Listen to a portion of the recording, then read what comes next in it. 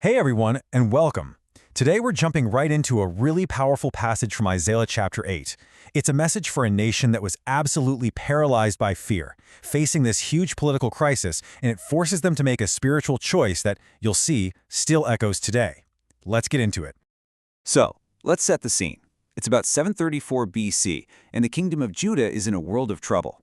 They're caught between a rock and a hard place. You've got the terrifying Assyrian Empire breathing down everyone's neck, and Judah's neighbors are trying to force them into a military alliance. People are panicking. And right in the middle of all that chaos, the prophet Isaiah shows up and asks this fundamental question, one that really frames our whole discussion today. Who are you really afraid of? These earthly armies, or the God of the entire universe?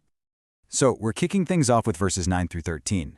Now, this is where Isaiah delivers a pretty startling warning against the very thing everyone was screaming for: these foreign alliances. See, they thought political strategy was the only way out, but God's perspective, it was radically different.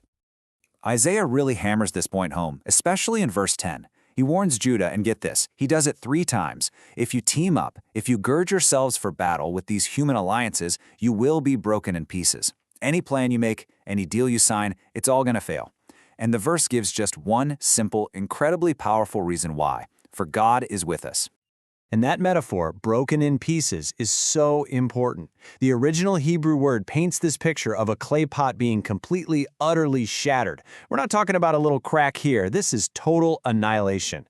And that's the promised outcome for any human strategy that tries to leave God out of the equation. So, the takeaway here is pretty clear. The people's plans are totally doomed because they're built on the fear of man, not faith in God. Every single option they're considering is forbidden. The only path that's actually valid is to trust in the promise behind that name, Emmanuel, which, as we know, means God is with us. Now, in verses 12 and 13, the command gets super personal and direct. God basically tells Isaiah, do not walk the way these people are walking. While everyone else is in a panic, shouting, "Confederacy, we need an alliance," you need to say something else. Don't catch their fear. Don't panic with them. Instead, you've got to completely reorient your spiritual compass. Your fear shouldn't be aimed at Assyria. It should be this holy, reverent fear, a dread aimed only at the Lord of hosts. Now, to help illustrate this idea, the source commentary we're using points to a more modern parallel. It makes the argument that paying off an enemy, whether it was King Ahaz paying Assyria thousands of years ago, or other examples, often just ends up funding their future attacks against you. The source is basically presenting this as a timeless warning against trying to buy your safety from people who ultimately want to harm you.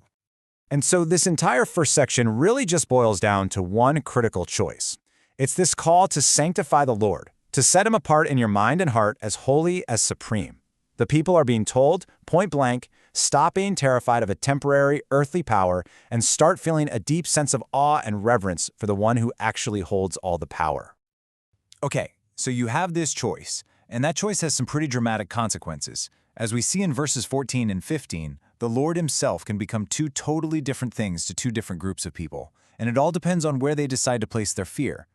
Verse 14 gives us this really stunning paradox. The very same God is a place of ultimate safety for those who trust him and a direct cause of the downfall for those who don't. He can be your sanctuary, your safe place, or he can be the stumbling block you trip over, the rock that offends you, and the trap that catches you. And here you can really see those 2 paths laid out. For the people who choose to fear and trust God, he becomes a sanctuary, a holy place of absolute safety and refuge.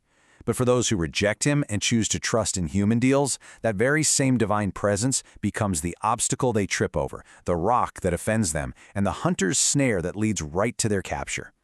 And the consequences for the unfaithful? Well, they're laid out with chilling clarity in verse 15.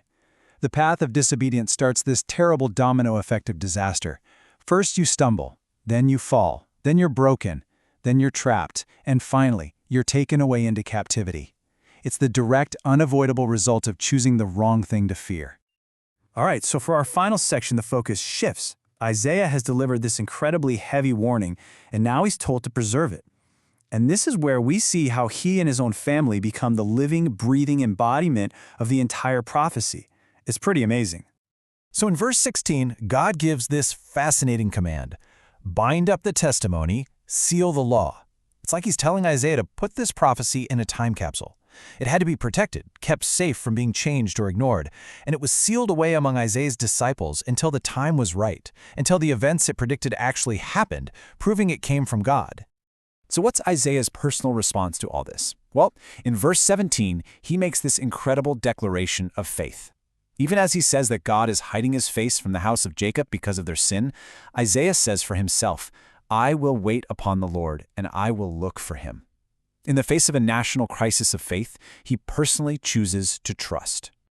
But here's the thing. This prophecy isn't just words on a scroll. In verse 18, it literally becomes flesh and blood.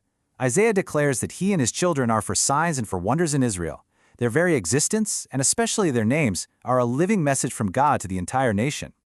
And this is where it all just comes together so perfectly. The names of Isaiah's sons tell the whole story in 3 parts. You have Mar-Shalal-Hash-Baz, which means destruction is imminent. That's the warning. Then you have Emmanuel, God is with us. That's the promise of hope for anyone who trusts. And finally, Shir-Jashub, which means a remnant will return. That's the ultimate outcome. So the message is, destruction is coming, but God is still with his people, and a faithful remnant will survive. So we're left with this message of both judgment and incredible hope, sealed up almost 2,700 years ago. The names of the empires might have changed, but that fundamental choice, it hasn't. It really forces us to ask ourselves, when crisis hits, where do we put our trust? What or who are we truly afraid of? And what does it mean for us to be a living sign of God's message in our own world today?